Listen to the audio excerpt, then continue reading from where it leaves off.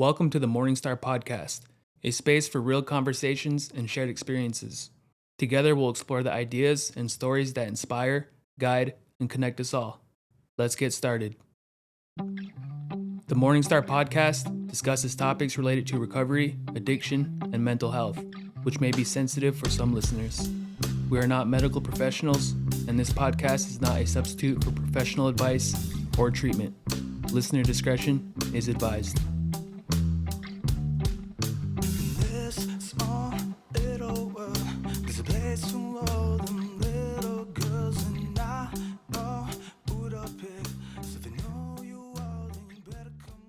Welcome everybody back to our Morningstar podcast here. We're recording from the Clyde Baker Recovery Center here in Bismarck again, and we just want to welcome our next guest here, Verdell Thunderhorse. He's a tribal member here. He works with Mandaree segment. He's from our community. He's from where we're all from. He has experience in recovery and wellness, and so we're happy to have him here this afternoon. He's come to share on some things that they have going on with Mandaree and his Reziliency initiative, and so we just like to welcome you, Verdell. I know since I got clean and sober, I've seen you around, and we've visited, and you've been there to support us, and again, we just like to welcome you, and so we just want to give you some time to just introduce yourself, and we can just get the conversation started. So welcome. Thank you. Thank you, Morgan. Glad to be here. Just a little bit of my background is so I used to be the probation director for the tribe, and then I was the wellness court coordinator. Okay. And I also worked at the Partial Resource Center. So I've been kind of in recovery for a long time. So it's like this is going on my 28th year of sobriety. Congratulations. Good job. Thank you. So what kind of started for me was I kind of needed a job. And so I went to Sherry, and I was talking with her, and I basically convinced her that, about recovery, and that how I understand it is like the recovery is it's a family disease. You know what I mean? Or it's a family thing. Mm-hmm. We think, well, if they just get sober, that everything would be okay. But the reality of it is like it's not. That's kind of where it started. You know what I mean? It started, and so the biggest problem that I see with addiction is that there's no real definite definition of what causes it. You know what I mean? There's no. If you look at the DSMV, the American Psychology Bible, I'll say, for mental health, they'll mention the risk factors and the causations and all that kind of stuff, but there's no. It's caused from this, and so basically, how can you solve a problem if you don't even know where it come from? Mm-hmm. So that's kind of that was the starting point now, and probably I think it was in 2013. Me and my wife left Fort Berthold, and we had this grandiose idea that we're going to develop a Native American treatment program, right? Mm-hmm. So because what we seen was like what we kind of thought was like. The current therapies, they kind of assume that a guy like me is like a guy like this guy. You know what I mean? Like we have the same mentality, we have the same background, but it's not like that. You know what I mean? That's like we come from a different place, and we come from different. Usually, if you look at it, I'll say. They assumed that we had both parents in our lives, and they assumed that we had sheets on our beds. Mm-hmm. You know what I mean? Like we didn't have that kind of stuff. Growing up, we didn't have the supper right at 6 every day, and you know what I mean. So we kind of it's almost like we have to get to a different level in order to get started on this. There's some of the stuff that so we're kind of thinking about it, and we're like, we need to really get down and start really looking at what is the real issue with addiction? And so through our studies, we kind of realized is like, because of the historical history, we're gonna say with 98% confidence that addiction is caused from childhood trauma, abuse, neglect, inferiority, family dysfunction. And so when you start to look at that, you start to realize is like, and how we come to that was there was a study. It was called the ACE study. You ever hear of that? Have you ever heard of that? No. So there was a study. It's called the Adverse Childhood Experience Study. And so what they did was they took, I think it was 1,700 upper class people in Southern California, and they had diabetes, they had heart disease, and they had cancer. And they asked them just basic questions. Have you ever experienced abuse, neglect, family dysfunction? And they start to realize is like these adverse childhood, basically traumas, are manifesting into illness later on. And then we're like, okay, how does that work? And so when you start to think about it, there's a mind-body connection. When you have negative thoughts or negative something happens, then it releases negative toxins. And so when you look at trauma, what does it do is it distorts our thoughts, and it dysregulates our emotions.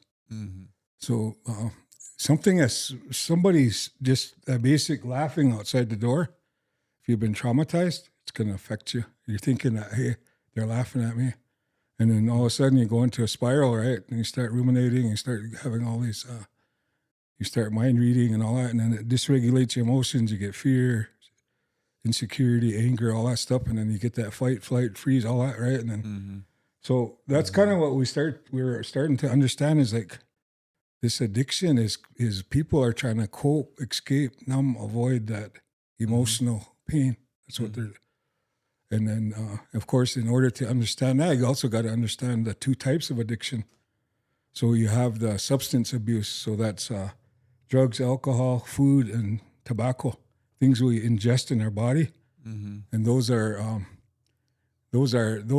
issues to numb ourselves, basically. And then you have the pleasure-seeking addiction. That's gambling, shopping, online gaming, just gaming in itself. You know what I mean? All these different addictions.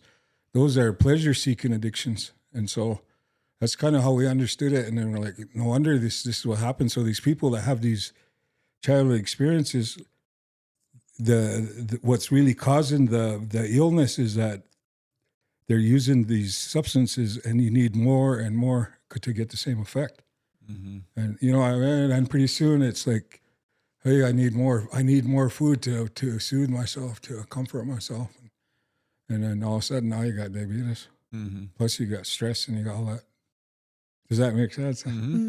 Yep. So those are the things that's kind of the basis of what we're trying to educate people on. We're not therapists or we're not counselors, and we don't claim to be, but we're educators. We want to we want to educate people, because I think even knowing that is a big part is going to help understand, about addiction.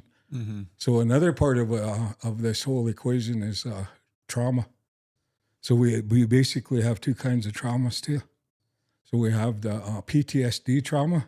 That's things that are external that we have no control of. That's like war, natural disasters like tornadoes and hurricanes, car accidents, house fires, things that, and you get triggered through your senses, loud noise, sight of blood, smell of smoke, stuff like that. We get triggered, and we think our life's in danger, and we freak out, right? And we're like, holy smokes, there's something going on.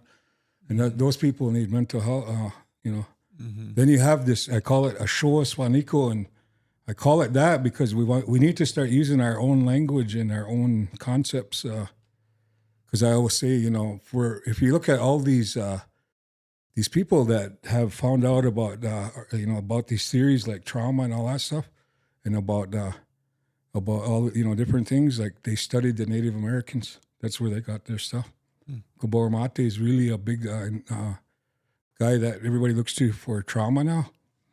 But What is that? his What'd name you is say? Gabor Mate, Mate. He studied the Indians and the natives in Vancouver. Okay. And then there's another big one that studied the Blackfeet Indians. His name is Abraham Maslow. Mm-hmm. He's another famous psychologist. Yeah, I've heard of I'll get to that guy in a minute. But Mm-hmm. so with this Showa trauma, it's basically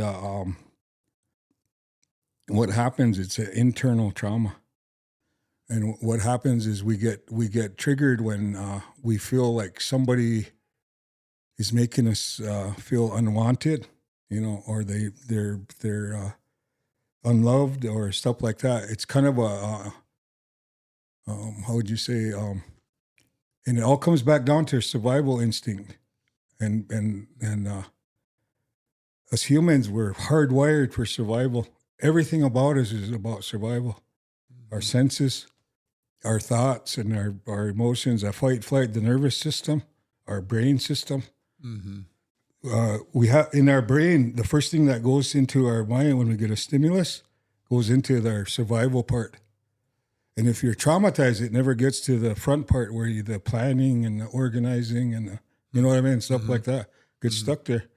That's kind of, I don't want to die. That's kind of beyond me, but that's how I understand it. But so if you've been teased or bullied in school, or if something happened to you, I call it the Showa Swaniko in Rikra means wounded spirit. Somebody has wounded your spirit. And if you grow up like that, it's going to mold you. It's going to shape the way you live your life, the rest of your life. Does that make sense? Mm-hmm. Yep.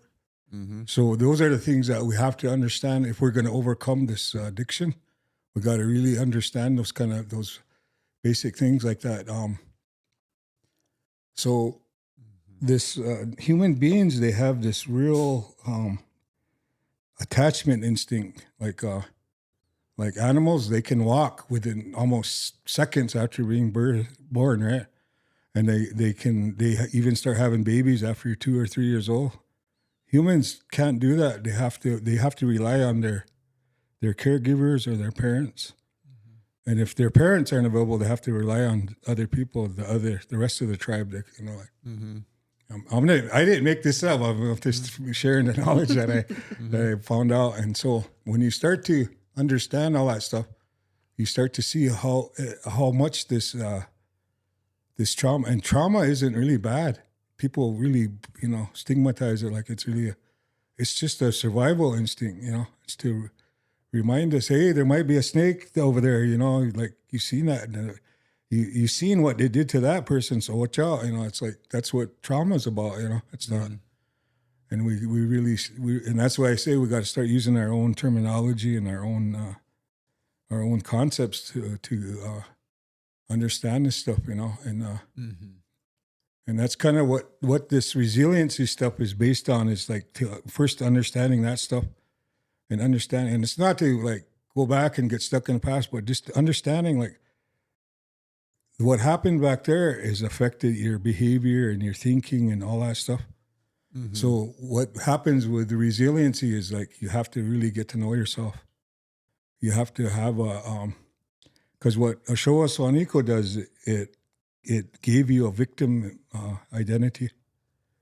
And when you have a victim identity, is like you have no dreams or goals. You get to blame your life the way your life turned out, everybody else, Mm-hmm. Well, if it wasn't for you, if you did, this and that and all that. But an easy way to see if somebody has victim mentality is to ask them what their goals are.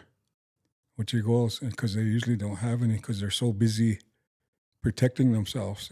They don't want to get hurt again. Mm-hmm. I always use this example. It's like, imagine a piece of fruit hanging right here. A victim will say, "Oh, I don't want it. I don't deserve it. I'm not good enough. I can't get it." But a healthy person will say, "I want that. Give me a stick, give me a ladder, give me a chair, give me something I want to."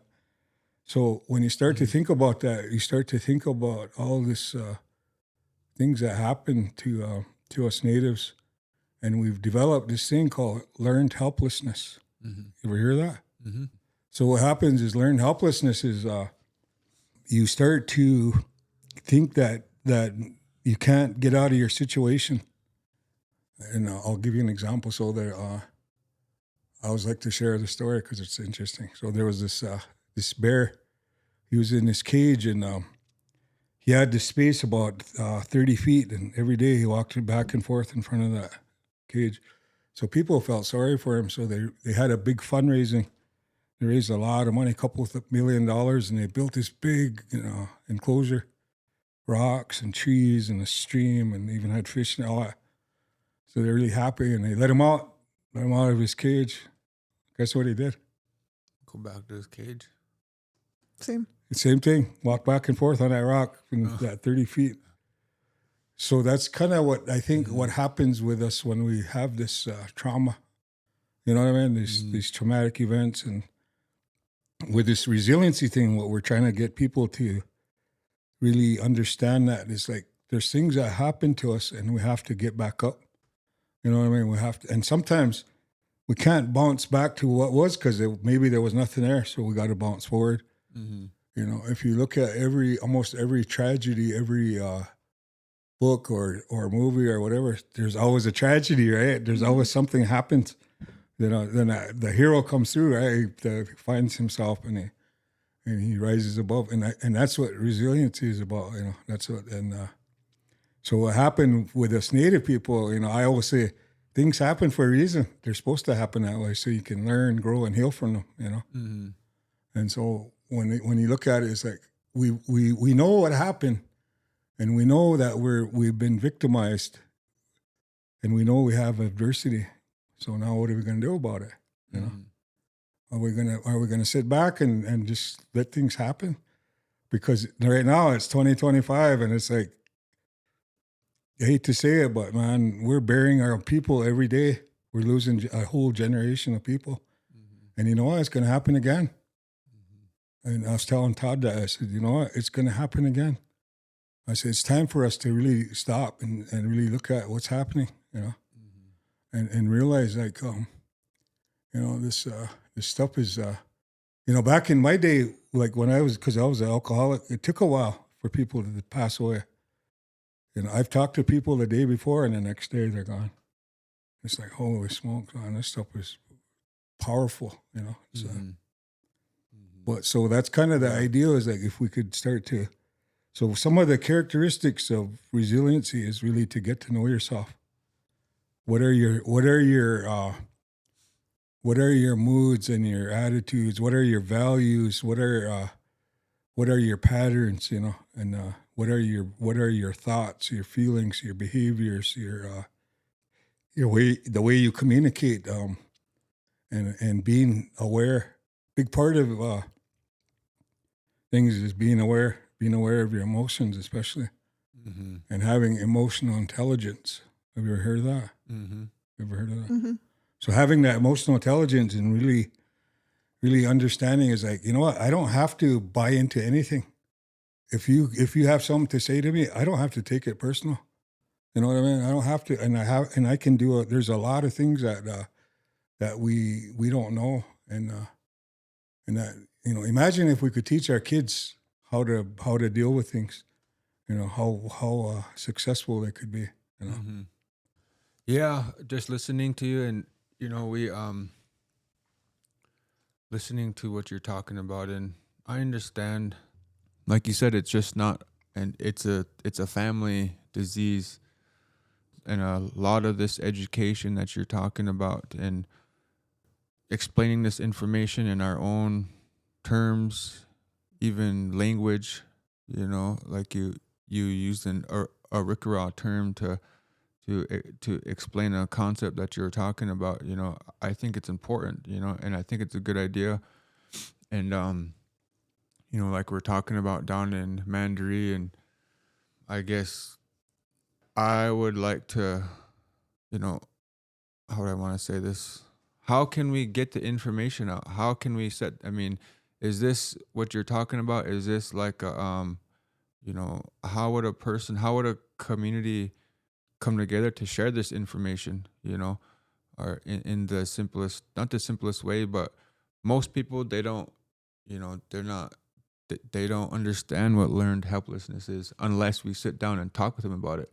They don't understand what, what and what some of these terms and these concepts and just even what historical trauma means. Most people, you have to sit down and talk with them about it. And so how can we create those interactions or those, I don't know if you guys are looking to do classes or groups, or I don't know, what do you guys kind of see on the horizon as far as, disseminating this information to the community and kind of some next steps to bring your resiliency that you're talking about? What could be some next steps for you guys and Sherry's office and, your coworker Todd and your wife and everyone else that's involved at the care center? What could be some next steps that you guys might be talking about and discussing? Well, I'm glad you asked that, because on Thursday we're having a Families with Recovery event in Mandaree. Okay. At 6:00. And so what we've been doing is like we've been kind of training, so I've been trying to train our crew, right, and about this stuff. So, and I was telling them, I said, so the next thing is like you guys are going to have to go out, and I want you guys to get like 6 people, train them. And so the idea is to like, spread it out, and it'll get out faster, and then just keep having these events, and talking about it. And I think that's what the goal is. But yeah, but not only that, I mean, like, so some of our crew, like, man, we've been like brainstorming, talking about a lot of stuff, and it's just exciting. I mean, and we don't know if we can do it, but we're gonna try. Have some things like horse therapy, and we want to do a thing where we can take people out and remodel these old homes, and just do mentorship, you know what I mean? Teach people how to ride horses, rodeo, dancing, whatever, and then we also have this, the bigger, probably grandiose plan is to turn the Mandaree School into a treatment center. Down the road is like, because everything's there, right? There's and why can't we? You know what I mean? And why do we have to always, and I'm just going to say it, it's like a lot of times our people don't relate to non-native counselors and therapists. They just tell them what they want to hear, because they're looking at them and they're like, geez, I don't know if I want to tell them what, I'm just going to tell them what they want to hear, because I don't trust them. I don't trust and that's a big part of recovery, is trusting, and being vulnerable and stuff like that. But that's, if it was me, then somebody else, I'd be like, I'd rather talk with Morgan than talk to, you know what I mean? And somebody, and you know what, Morgan, a lot of us have the same issues. Me and you have the same issue. I don't know if you realize that or not, but, we grew up without fathers. Well, you had a stepfather, I had a stepfather, but it's, and that's a wound in itself, not knowing really like who you really are. You know what I mean? That's a wounding, and so when we start to think about it, and that's what I'm getting at, is like, if we had people that we could connect with, and who understood us, I think it would be a lot. Nothing against any program or anything like that. I'm just saying that a lot of times we're trying to use therapies and treatments that are kind of ineffective because we're not relating to them. Not. Just my opinion, though. Yeah, and I think that's a really good idea. You're talking about horse therapy, and I think that's kind of the challenge with maybe West Segment community, is that that's one of the challenges. This is just my own personal, that one of the challenges is that the community itself in Mandaree, I mean, it's spread out. The homesteads are far apart, and they're in the hills. But one of the strengths that the Mandaree has is that, on most of those homesteads, a lot of people have horses. That's how a lot of people grow up in Mandaree, is having horses, feeding your horses before you go to school. Like Des, your family has horses, right? Yeah, like we grew up with cows. Mm-hmm. And horses, Yeah, and so it's like, I mean, it makes sense. I mean, that's a resource, you know. There's teachings there, and so that's exciting. You know, it just takes somebody to put something together. You know, if families could come together and come up with something, you know, come up with The something. Mandaree community is really resilient. They're really close knit on a level. You know what I mean? Like they really help each other. I'll be honest. You know, I grew up in Mandaree, but and I'll just let you know is my goal is not to be there. My goal is to teach these guys that are coming up and then leave. You know what I mean? But I just want to try to help. That community of Mandaree, when things happen, man, they really come together. Or if you need something, you know, like because you're so far out, people will help you out. You know. Yeah. What do you think of all this, Des? It's a lot of good information. I mean, I'm from West Segment, so you know, I'm very proud of where I come from, and like learning and hearing all this stuff that you guys are working on. Can you actually give our listeners, you know, the names of the people on your team, so if they're just now learning about this, they know who to kind of reach out to? And glad you asked, because I forgot to say that. Yeah. So we got Todd and Don McKenzie. Don McKenzie. Okay. So Todd is really into the AA stuff, where he's kind of wants to get the meetings going. So on Friday nights he has a meeting, and he cooks a darn good meal too. Yeah. And then we got Don. Don is really into the horse stuff. That's where the ideas were coming. Okay. Yep. And that makes sense. And then so he wants to work with the youth. You know, like he's kind of works. He's been working with Hank Richardson. He does that underage drinking and stuff like that. But like a lot of these ideas, though, they're kind of like Don's. I mean, he's really got a how'd you say creative mind. You know, he's like, man, we need to do a boys ranch. You know, we could build houses and we could raise cattle, we could grow hemp, and you know, he's really fires everybody up. He's really energetic. You know, and we got Avis Reamer. Okay. So Avis works with the women, and she's kind of like she wants to be the person to pass on the information, you know, like somebody comes there and say, I need help, I want to go to treatment or whatever, you know, and she's the one that. And then we have Z Human. He's supposed to be the maintenance guy of the building, but we got him involved, you know. Hey man, you're part of our team. You know, if somebody shows up and we're not here, you know, you're the guy, you know. And so he's like, all right, I can do it. I'll get involved. So cool. But those are our team, and hopefully we'll add some more, you know, if we're down the road, and we'll get. But But we really need the community's help. You know, we said it right from the get go. It's like, we need your input, we need your help, you know. And you got to get involved. You know, this is your community. These are your people. These are your kids. You know. And like I said, man, it's like it's going to happen again. And let's hope that it's not one of your kids or grandkids. You know, or worse lit. You know, and hopefully it's not a young mom or dad. You know that. Yeah. So we got to get involved. We got to, and it's really when something like that happens, it just shocks everybody. You know what I mean? It's like, wow, this is a. You know, because I think just between us, I had a talk with Todd last night, and you know, he's like, "Geez, I'm really trying to, you know, understand this," you know, and I'm like, "Todd, you know what? No one's to blame, but we're all to blame, right? And there's it's no one's fault; it's all our fault. We all should get involved, and we should all start trying to do something different, you know." And I say, you know, they all say.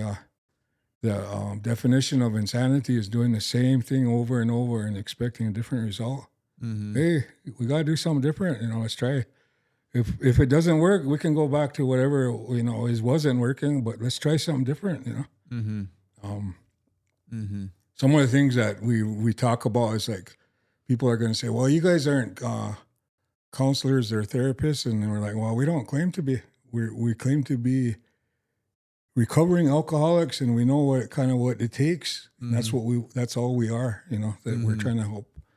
And you know, and the other thing is like people think, well, geez, it's going to take too much time out of my life. You know, it's going to, you know, I'm too busy. I can't do that. It's like, well, if you don't take time for this, you're gonna, and you get ill or sick, you're gonna have to take time out later. It's going to become your priority, you know. So you got better to take care of it now, you know, And the other thing is like Mm-hmm. what one of our guys said is like, no one's lining up to come to the reservation to help us or save us. We gotta save ourselves. Mm-hmm. You know, and let's Mhm. let's get to it. Mhm. Let's try to do something different, or let's try to help ourselves instead of just and because like for so long we've been waiting the government, and we have to wait for them to come and fix our house, or you know what I'm gonna we have to come and wait for Mhm. them to come and do this for us, and Mhm. it's like, hey, you know what? If you really want true empowerment, it's when you stand up Yeah. and you do it yourself. Yeah. It's, yeah. It's us, just like you're saying. You don't have to be I mean, at least he's our good partner here. He's studying. I have some education. I know you guys do too. And but the other main part to that, just as important, is just the helpers in the community, people that want to do the footwork, I guess you could say. Yeah. The grassroots. People that just have their experience of being clean and sober, and that are in the community, and like Todd and Don, just having ideas and the energy and the get it done attitude. That's what makes the movements happen and start, and that's who does all the work when it comes down to it. And so yeah, you're right. So Can you tell us if you have any services like currently available? Like, are you guys running meetings down there? Yeah, we would on Friday we have a meeting, and Wednesday we have a women's meeting. And are those reoccurrings like every week? Yeah, or? every week. So tomorrow night we'll have a meeting, and it's on Zoom, and well, if you want to come to the building, we'll be there, but it's kind of on Zoom. It's kind of and it's like anything else. It's kind of slow going. You know what I Right. mean? That beginning is slow. It's like. Right. And so we're kind of like, we're not going to give up. We're just going to keep on, and because we think that this is when these guys, Cherry hired these guys to help, because I was the only guy I was trying to help people. I'd call individuals and we'd talk and stuff like that, and so she hired these guys, and she's like, you know what? We have nothing in Mandaree. There's no sober living. You know what I'm talking about, right? Yep. There's no services. So Yep. we're going to have to wing it, basically. We have to, because when, you know how it goes in these communities, like nobody says nothing. Then when somebody passes away, something happens, and everybody, hey, where, how come this and that? You know what I mean? Everybody gets all in the uproar. So we're trying to like develop this stuff. If you look at Mandaree, there's a lot of things there. But at the same time, there's kind of like a lot of us don't have that. How would you say the organization ability, or you know what I mean? The way to get it done. We don't have the, and so I think because it's still so new to everybody. You know what I mean? yeah. And people. I feel like when I was in addiction in Mandaree, we tried to keep it under the rug. You know what I mean? Nobody wanted to talk about addiction or admit that they were struggling or anything like that. We're strong people and we think that we can do it on our own and fix it. But I think like with this powerful addiction, it's life or death, obviously. You know what I mean? So I think that we need to bring our small community together and get our word out there that there is help and we're trying to make it work. You know what I mean? So, and I think this podcast with reaching different viewers, that word will get out. Yeah. You know what I mean? I hope this is a positive impact for West Segment and our people. You know what I mean? Yeah, that I wasn't gonna come. I was gonna call and cancel, but I thought, you know what? The people in Mandaree gotta hopefully will hear this, but they gotta realize that there's we can do something about what's happening. We don't have to just sit back and just let it happen and think, well, because like what happens is how I see it from sitting back is like, and like how we kind of got this. Me and my wife trying to do a different system was do a different treatment was that we both worked in the court system, and we'd see what happened. People would court commit their loved one to treatment, and then they went to treatment. They didn't want to quit, right? They would tell the people what they wanted to hear, and then they'd get out, and then they'd relapse, and then the fingers would start pointing, you know.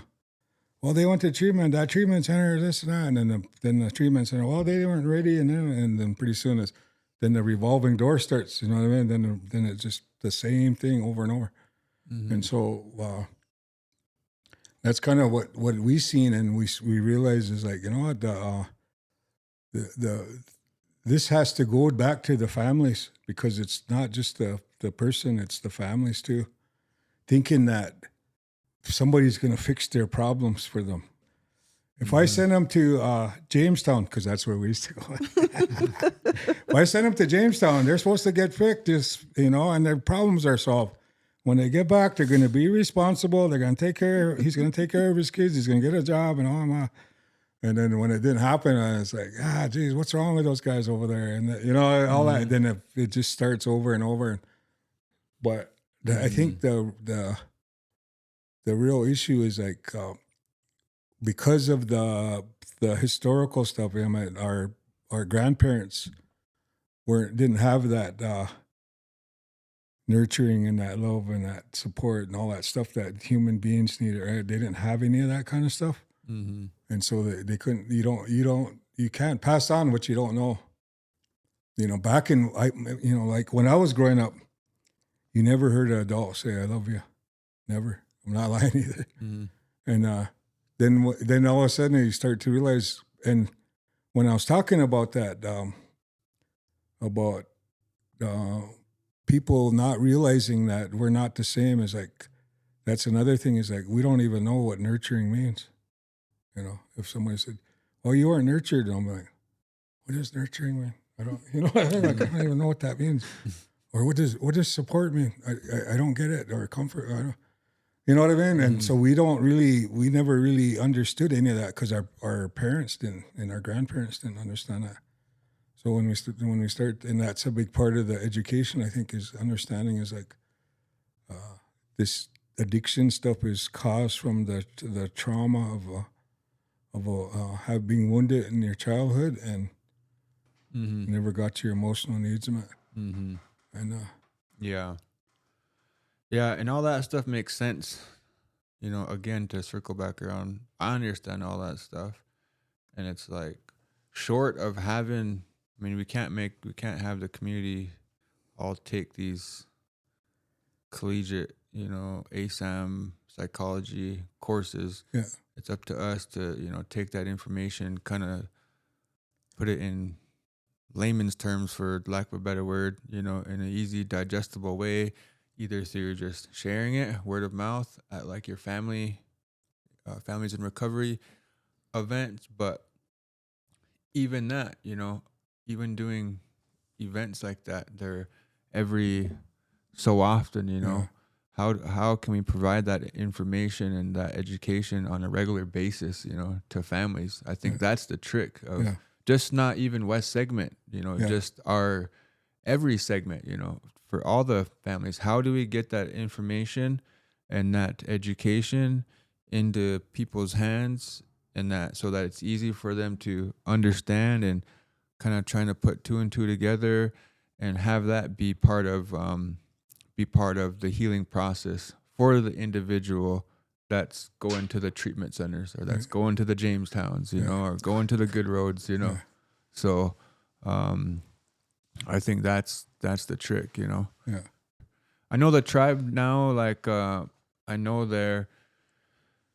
think we have apps now. There's segment apps, you know, that's an option for some of this information that you're talking about, you know, just like you said. So can you talk a little bit more about your Families in Recovery event that's happening on Thursday, you said? Yeah. So on Thursday, we're going to get all the people that have the resources, like you guys are point of contact, right? And who's is that your sister that works there? Is she the point of contact for Mandaree? No, she's in intake.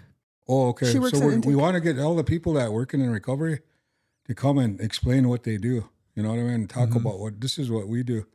And we're going to get like mental health. Like I think it's Rhonda, Medicine Crow, and whoever wants to get involved, you know what I mean? Come down and we'll share the information.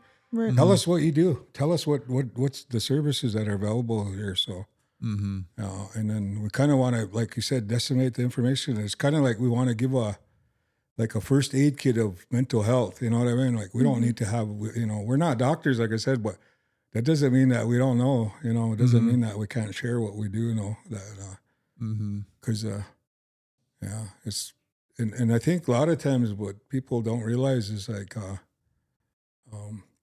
when they have an issue, they think they're the only one. You know what I mean? This is just me. But when you start seeing other people have the same issue, then it's not so difficult to start talking about it.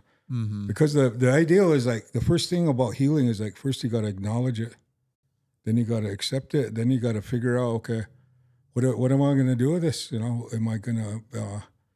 And then the other thing is like, how can I learn from this? How can I grow from this? How can I heal from this? And to me, it's like, okay, so what does healing look like? Is it freedom? Is it happiness? Is it peace? What is freedom, or what is healing mean to you? Because it means different things to different people. When you're old, all you want is peace. You know what I mean? When you're young, all you want is freedom.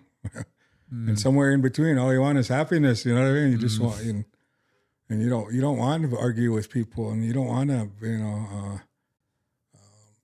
have people attacking you and all that stuff. So it's kind of like, so we gotta like really, and when we start to understand all that stuff, that's when things start to change. I think at this point,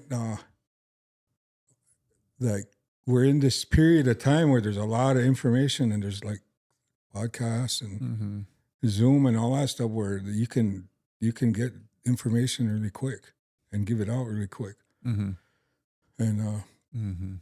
And before we're just kind of like in our own cocoon or in our own closet, we didn't know nothing. But now we can share a lot of stuff, and we can Yeah. The way I see it is, Mandaree is open for there's a lot of potential there, And aren't they building like a new horse something? Horse track they got or something? they're building a big like a kind of like a multi community center, and I think it's assisted living, it's a veterans place, it's a gym, there's a lot of things there. They're going to call it the wellness center. Okay. It's going to be pretty cool. I think they're pretty much going on it. It's like, where is that? How do I explain it? It's like, when you're going up towards the Polo Grounds, when you turn off that road and you go up a little ways, it's on the right. Okay. And I think it's named after Jimmy. Yeah, the Swift Eagle. Yeah. Building. Yeah. Okay. Yeah. Cool. I went to the when they were breaking ground on it and stuff. I was looking at those pictures. I was like, holy smokes, this is awesome. Yeah. Yeah. But yeah, there's and Mandaree needs it, like, and it's like, yeah, that'd be cool. Yeah, I'm pretty sure they're building some kind of horse track over there too, something for horses. But again, in regards to what we're talking about, that could be a location for like equine therapy. That a lot of families have that work with horses there in Mandaree, and you guys are getting a new wellness center, from what it sounds like. Yeah. New place for health, activities, exercising. They're probably gonna have some meeting space there, community event space there, maybe some staffing quarters, for you guys' staff. I know you guys have room at the care center too. So I like the idea that you're like trying to branch out and do like different activities like that. You know what I mean? Because I know like when I was newly getting sober, I was looking for different hobbies. I was looking to find out who I was again. You know what I mean? And I think like having those opportunities to West Segment, like that opens a lot of different doors. You know what I mean? It keeps us busy. It just gives us different outlook on life. You know what I mean? I went from like being such in a negative mindset, like you were talking about, you know what I mean? To kind of opening doors of like positivity and just brightens life a little bit more. You know what I mean? Having those different opportunities. So. We're trying to, like I said, we have so many ideas, but the mentorship stuff is really what we're really getting into. Because, if you look at Mandaree, back in the day, man, they had the best dancers, rodeo guys, singers, basketball players, runners, everything. I was like, and there was a lot going on there. And then, if we could just tap into some of that stuff, those people that are there, you know what I mean? The people that, and actually, can start to do some of those mentorship programs. I think a good idea to start. Me and my sister went back for the Mandaree Warriors alumni games, and it was awesome to see all us elders come back and participate in that. I think that's a good place to start with mentorship because they're the vets, you know what I mean? Yeah. Everyone plays basketball. Yeah, so I think that's a good place to kind of start and get involved with giving back in that way. Yeah.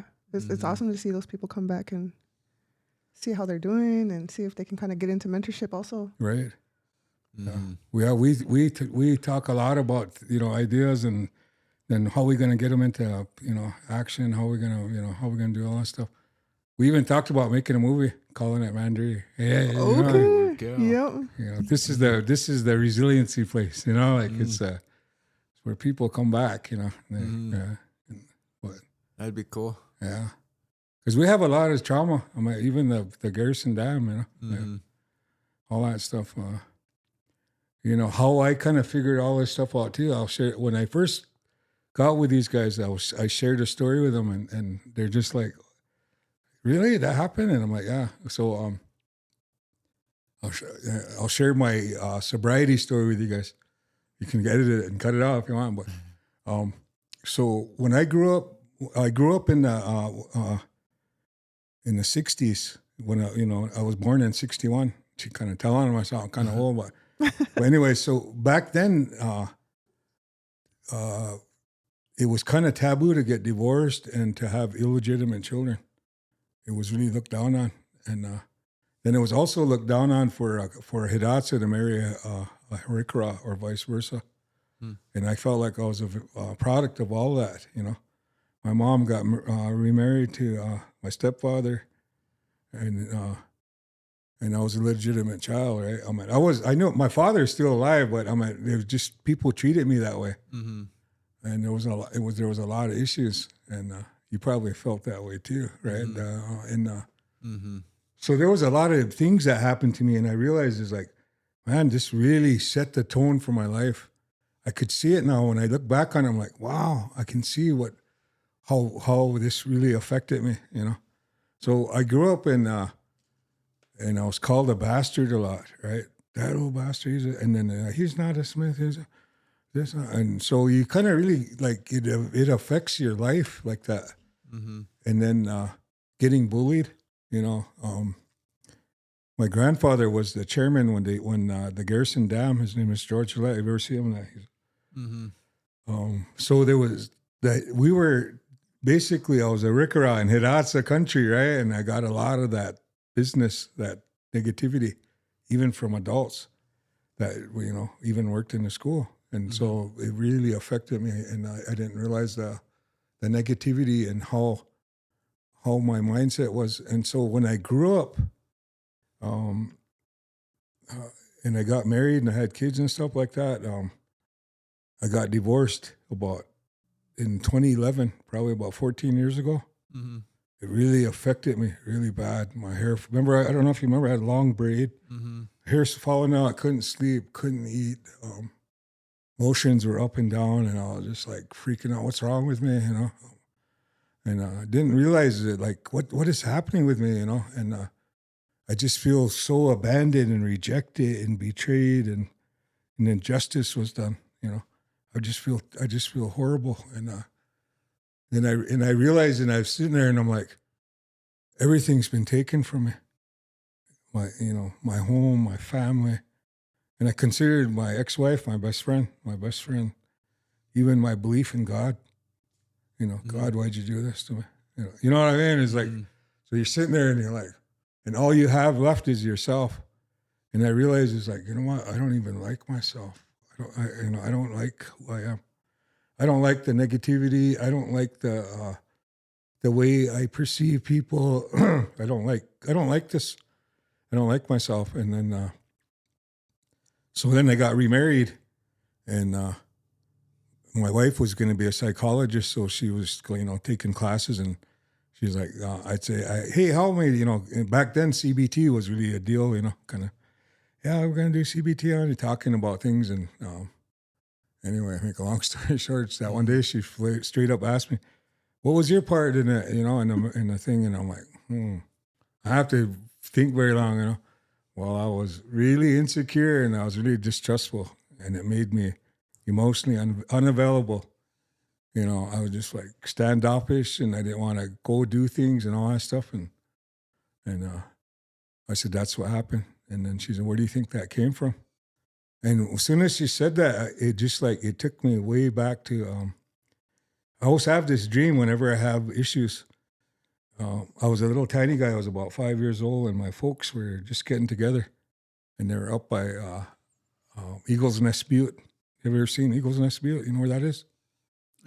In Mandaree? Yeah. Yeah. Yeah. So they were parked up there, and then I was just a little guy. And I remember I went over there, and I was trying to get in between my mom and my stepfather. I said, let's go, Mom. And she pushed me away. Come on, get out of here. And to me, that was the wounding of the spirit. I'll say it was like the first time I felt abandoned, rejected, betrayed, injustice. You know what I mean? And I think that stayed with me. It stayed with me through my whole entire life, and went up and even to the divorce part of it, and I'm like, holy smokes. Now I understand what happens to us, and I understand what addiction is. And it all comes from that survival instinct. And that's how we should really think about treatment. It's coming from that survival instinct of feeling unwanted, unloved. You know what I mean? That trauma. And when we start to really feel that, and I was doing a project on reversing type 2 diabetes. And I come across this theory, Abraham Maslow, this pyramid of needs, he calls it, human needs. And he said, at the bottom of this pyramid, there's the basic needs, food, water, stuff like that. The next part is safety and security needs. Next part is a belonging. You have to have a sense of belonging. Next part is identity. Next part is self-actualization, he calls it. When I started looking at it, I was like, wow, this is interesting. Growing up, I never felt like that, like these needs were met. You know what I mean? I never felt that. But when I sobered up, I realized as an adult, I started to provide myself with those needs. I started going to a sweat lodge in Whiteshell with the Perkins. And for the first time, and I honest to God, in my life, I felt like I was wanted, like I was accepted, like you know what I mean, like hey, come back, it's really it's really cool you're here, and no one's ever said that. And when we'd get done, we'd go inside and talk about Rick Raw history, and it was like that pride came back. You know what I mean? It's like it was like, wow, man, it's like. Because all I heard was bad stuff about Rick Ross, like they're this and they're that, and everything was like always made fun of, One time we were riding, and I took my reins and I was biting on the end of them like this, and here somebody said, "See, look, that's how those reeds were, they were pitiful. They had to chew on hides." I'm like, oh my God, it just really, and so. Going over there and being part of that and feeling, accepted and feeling like you belonged and having that pride and identity. It was just, I never craved for alcohol. I'm not lying. It was just like, wow. And then, of course, going to Malcolm's, hey, son, come over, and him and Norma, hey, my boy, how you doing? And yeah, it was kind of chokes me up, but. It was a life changer, and so those, I do know that when you don't get your emotional needs met, it really messes with you. And if you get that wounding, you're always in protective mode. You're always on a defensive. You know what I mean? You're always somebody says something to you, like, I need to back this guy off, and either through anger or fight, flight, and freeze, kind of thing. But yeah, but I just wanted to share that with you guys, and I thought it was important and I know it's a lot to take in, but at the same time, I think you guys understand, what all that is. Yeah. So that's what we're trying to do is like we want to educate people and like we say is like people aren't coming to educate us. We got to educate ourselves, and it's hard to. But once people get the idea, and I think once we understand that, we could take that to the schools, teach our kids, how to regulate their emotions, how to control their thinking, how to control their behaviors, all that. I think the world would really change, Any questions? Yeah. No. No, not that. I just remember actually that Maslow's hierarchy of needs, I think our indigenous version of that is flipped upside down. What they say, the most important thing for us as natives is that self-actualization and our identity, basically our connection to God, finding our identity. Through that identity, then you find belonging, and then worrying about food and all that stuff is kind of last on the list, And it makes sense just how you're describing it, and through your own healing, finding your identity, just like you said, my story is the same way, just like that too, And as you were talking and explaining it, remembering your very first wounds and your very first trauma coming from an interaction between you and your parents, and that, kind of pushing you to the side, I can relate. And I even remember my late dad, Daryl, having the same story like that with him and his father, and what I'm learning now through Western education and the stories of my family, and just listening to like stories like yours, kind of putting two and two together, thinking about back to what my dad told me, and being caught in between, my grandpa and my grandpa's woman at the time, and my grandpa not choosing my dad, basically same thing as your story, and how that affected him, and then probably how that affected me, and just like you said, it goes on down the line, And so anyway, it's just it's important for us to have these conversations. That's what this podcast is all about. Is having these conversations, sharing these stories, sharing these perspectives, trying to, because like you said, like Des mentioned, we all think it's just us, but it's not. We're all going through the same stuff.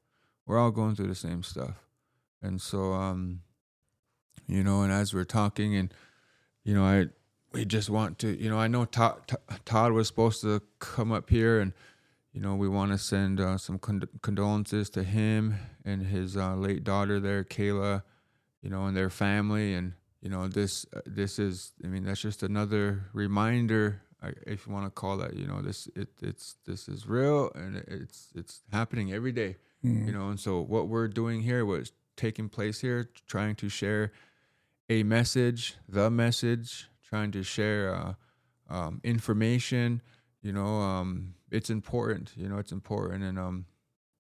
and so, I know our team sure appreciates you coming up. This is the stuff that we like to do. We consider this podcast isn't for us to try to be TikTok famous or nothing. It's this is how we're all receiving information these days, through podcast, YouTube, social medias. This is where the youth are receiving their information, the news, and so, it just makes sense. It's a no-brainer to us, is that we need to be here and in this, and try to get out the message through this. And so, are there anything else you guys want to share before we? I just want to share one last story. Yeah, go for it. So So I was telling you a story about like me and my wife we're trying to heal ourselves. We're trying to figure out what happened and all that stuff. And anyway, so I was telling we were kind of getting into it, and it felt good. It felt like we're making progress with the CBT stuff and all that. And then one night, her phone does this diagnostic check or something like about 2 a.m. Ting! It sounds like a text message, right? And I wake up and I'm in a blind rage. I'm like, what the hell? I kind of hear you texting all that. So then we kind of get up, and I have my little hissy fit, right? And then we get to talking. We sit there and we're kind of both cool off for a while, and so we get to visiting, and she says to me, she says, I want to tell you something. She said, and it was really a life changer for me. It was after that I never felt that way. I never felt insecure or nothing. She said, I want you to look in the mirror. She said, just really look at yourself. She said, and really see yourself, and really look at the good side of about yourself, and look at all the things that you've done, all your achievements, your accomplishments, your accolades. She said, you've done a lot of things, and got yourself sober, got yourself educated, raised your family. Matter of fact, raised 3 families. You've done a lot of things and good things, and she said, and you have to understand that I could fall over tomorrow and be gone, but you don't need me. You got to look inside, and you got to learn how to love yourself. You got to learn how to accept yourself. You got to see the good in you, that you don't need me to give you that, those emotional needs. Mm-hmm. And man, I just started crying. I just put my head down, and I'm like, wow. Yeah. It's like, it's true. You know what I mean? It was a life changer for me. Whenever I started feeling insecure, whatever, I'm like, what are you insecure about? What's the problem? You know what I mean? So when we start to really look at things rationally and logically instead of the emotional negativity, I mean, there's so much that we could do because our brains are so powerful. Mm-hmm. And when we get caught up in the negativity, man, they could go the other way too. Mm-hmm. But I just wanted to share that. After that, I never felt insecure. I never felt distrustful. It was like, I was like, well, she likes to go to these little places like Walmart and Goodwill, and she'll stay in there for a long time, and then I'll be, and before I'll be like, where were you? Why? What? Don't you trust me? And I'm like, oh, I just wanted to know if you had a flat tire. Try to blow it up.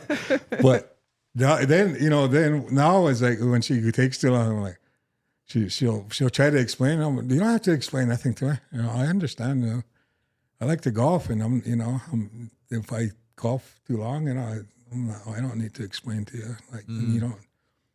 So so the things like that have really changed when you start to understand things. Mm-hmm. We don't talk bad to each other. We don't do any kind of stuff like that. We really communicate now. Mm-hmm. And of course, I told you, like, she has terminal lung cancer. Mm-hmm. And so she has to take her treatments and stuff. But even that, like, when they told us that, we thought, wow, this was like 3 years ago. Or like, oh my God, it's just the way they made it sound like she's just going to fall over, that was going to be the end of it. But even that, like talking, like every day talking to each other, appreciate you, I love you, I care about you, Mm-hmm. Really, really have a lot of gratitude for you, that changes people, that changes your, what do they call it? It gives you, what do they call it? The good chemicals, right? The Endorphins, good chemicals. Yeah. Yeah. Gives you all that. Mm-hmm. But yeah, I kind of have overshared, but that's just, I wanted to that's okay. That's get good. it across that, like we can heal ourselves, we don't, but we got to understand some things. And like you said, in this day and age, we can do that, but we got to be willing to get involved. Mm-hmm. So that's what I say. It's like, help us get involved, help us get involved. Help. Yeah. Yeah. Yeah. I appreciate you. I support you. Like I said, we have our Newtown lead, like I told you on the phone, we have Kaylin Fox and Don Wells, and I told those guys, you know, I said, go down there, go to the care center, go find those guys. So I don't care what you guys do, man. You guys meet, you know, brainstorm, plan, help, you know, be organized and execute, and you know, all that. I said, you know, Mandaree, you know, we need recovery. You know, we you know, we have people down there like you and Todd and Don, and then there's a Don Hall down there. I know he's in the, you know, people like that. You know, they're there. They're not employed by the segment, but there's people like that that are willing to help. Resources. Yeah. Yeah. It's just up to us to have the energy and to have the wherewithal and to just get up, take stand and take hold and take charge, you know, and just get stuff going. Right. So, you know, I want to, you know, I just want to see that part of our reservation grow and flourish, you know. So yeah, that's all I have to say about that, I guess. Yeah, thank you for sharing, man. So I'm from West Segment, but I really don't. I live here in Bismarck, Mandan area, but when I go home, you know what I mean. It's like my sister. Like I remember calling you that one time to see like if we could get a meeting set up down there, and my sister, she's like, yeah, our first meeting went really good. You know, a lot of people showed up. The sober living showed up, and everything turned out really nice. And then the next week, not too many showed up, and then it just kind of started going down a little bit. But like, I think from our small community, like how can the community help like grow that? We kind of, I didn't bring it in. I have a booklet that I have, and I passed it out, but it has the vision and the mission and the philosophy and the goals and all that stuff on there. And some of the things that we want is like, we want community input, and we want them to, maybe if they had something that they could share, you know, maybe they like I know Tone and those guys do singing classes, you know what I mean? Anything that people are, that we want to do is we want to get them involved. We want them to. How can people? So if there's somebody that's going to be listening to this and they have an idea, or they want to do something, or they want to do a walk or a group or a sweat or whatever it is, how can they just go to the care center, or do you guys have a something point like that, person, or? I think for something like that, they should go to the segment center, I think. But Todd's going to have a walk for his daughter. Okay. I think it's a couple of weeks or so. I'm not sure. But how can people get in touch with you guys? We have. I didn't bring that thing, but we have a phone number. Okay. We all have our phone numbers, and then there's a phone number to the care center. Okay. Yeah, and somebody's always there. Like, if we're not there as a human, we'll be there. Okay. And then again, you guys, that Families in Recovery event is this Thursday? Thursday at 6, yeah. Okay. The ones that come first are going to get an Indian taco, and if you miss out on that, then you're going to have soup and sandwich. Yeah, bologna sandwiches. Yeah. Because they're only making so many, I guess. So. Yeah. Okay. Yeah. Okay. But yeah, we're going to have some door prizes and stuff too. So yeah. Cool. Well, yeah. So I think that when we try to, what I just try to explain to you guys, that's what we're trying to explain at the meetings too. You know, it's like we want you guys to understand. It's like healing's possible, and then we have to heal with the whole family, and not to, you know, this isn't to fix blame or anything. You know, this is to, hey, we need to understand what's happening. You know, and a lot of that is things that we can't control, like it happened, and what we have to move on from there. You know, and we have to realize that we're in charge, and we can do something about it. You know, I understand. Yeah. Well, I don't have nothing else. Yeah, I'm done too. I just wanted to share that story, that we have to pick ourselves up, and that resiliency is really about that. Really, you know, coming back, but also understanding yourself, being aware of yourself, and having that good self-concept, thinking good about yourself, and getting rid of those old ideas that were put in our, because we all have that, growing up with, and that's, I always say, it's always from that survival instinct. Is like we needed other people, and when we felt disconnected from them, then we're kind of like, and that's where the addiction comes in. Just my opinion. It's not, like I said, I'm not an expert, just on my own understanding and my own recovery. Yeah. Okay. Well, I want to thank you, Verdell. Thank you. I know your wife's not here, but we want to thank her too. Mm. I know she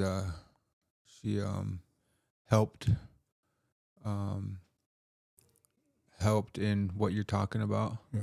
These things you're talking about, and so we want to thank her as well, and we want to wish her well too. Yeah. We want to wish her well, and where she's at, and everything like that. And like I said, we want to wish the segment good, proactive energy down there. Yeah.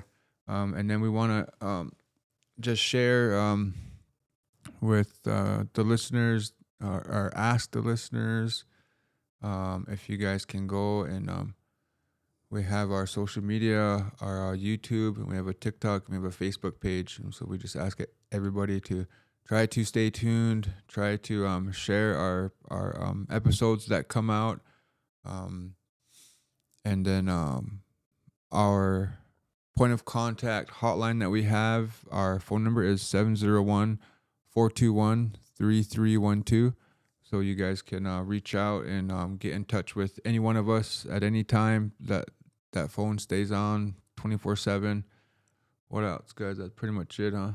So, just want to thank everybody again. Ask everyone to stay tuned. We've been trying to put out at least one episode a week. So we're excited. Just thank everybody for the love and the support here. And just see you guys next time. Thank you.